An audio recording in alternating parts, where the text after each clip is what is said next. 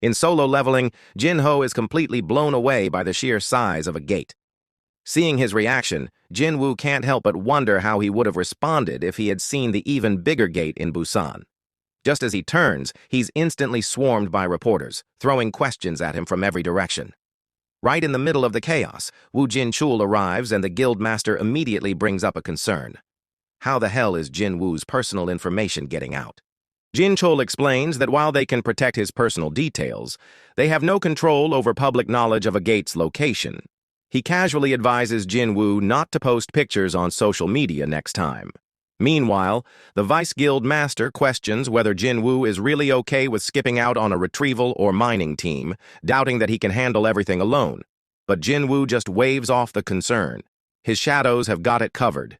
As Jin-chul scans the summons, his eyes widen in shock. Every single one of them is B rank or higher.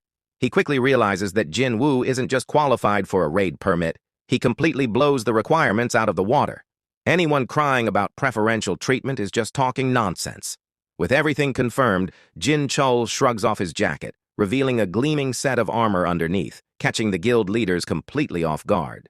He explains that the association president personally sent him to make sure this whole operation was actually safe.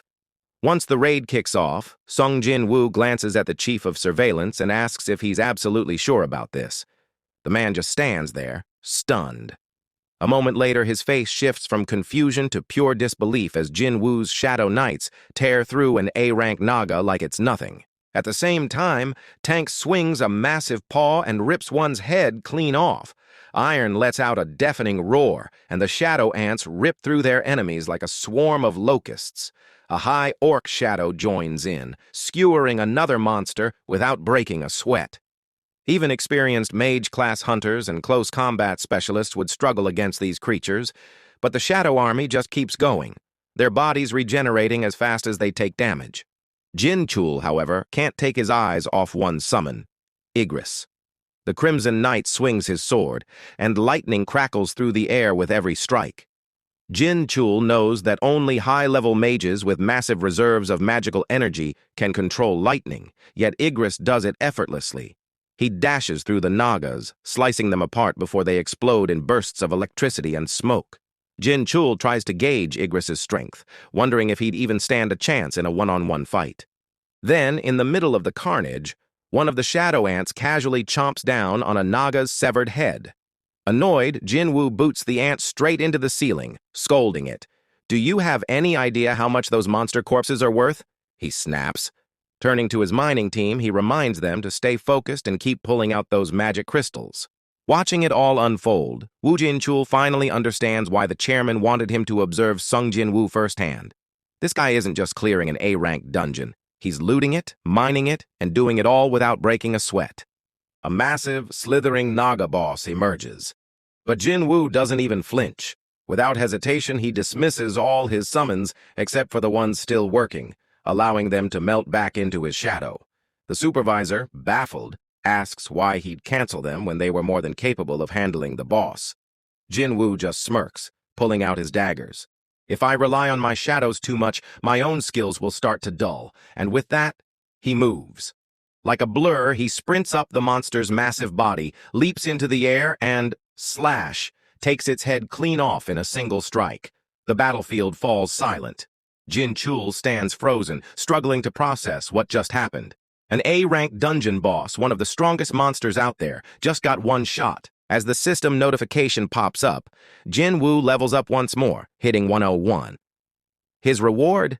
Every single one of his job-specific skills levels up, including Shadow Exchange, shaving another hour off its cooldown. That gets him thinking. If he keeps pushing this skill, could he eliminate the cooldown entirely? If that happens, no matter where he is in the world, he'd never have to worry about protecting his family. Jin-chul, still in shock, studies the Naga's corpse. Its scales are absurdly tough, valuable materials used to craft armor and shields. Yet Jinwoo sliced through it effortlessly with nothing but a pair of daggers. And then, before anyone can process what's happening, Jinwoo places a hand over the fallen boss and utters a single word, "Arise." A system alert flashes. The monarch's voice has ignited the fighting spirit of the deceased, and the newly born shadow immediately jumps to level 13. Jinwoo nods, pleased. Its rank matches Tusk's, and its strength is nearly on par with its living form. But something's off. It's smaller. Normally, his shadows either keep their original size or grow even larger, but this one has shrunk significantly. Still, the magic radiating from it is massive, easily comparable to Tusk.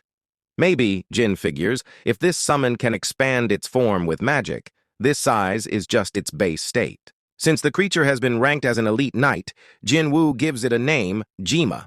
Jinho, still in awe, is thrilled that Jinwoo managed to turn such a beast into one of his shadows. But before they can celebrate, the cave rumbles. The entire dungeon is collapsing. Jinho's eyes widen as he yells out, "It's time to get the hell out of here!"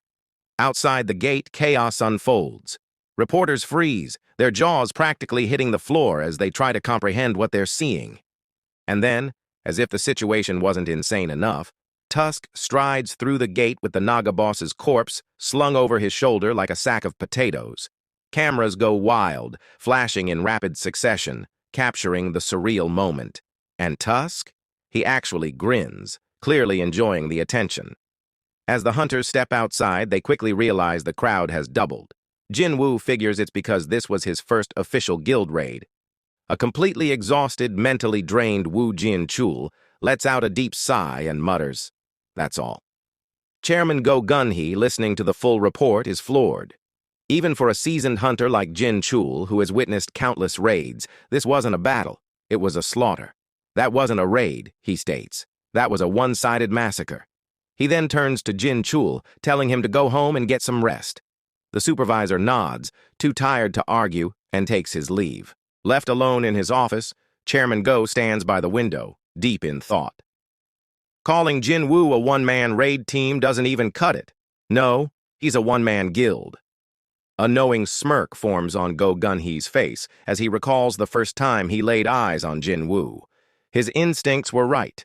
This hunter was about to flip the entire world upside down. Not just Korea.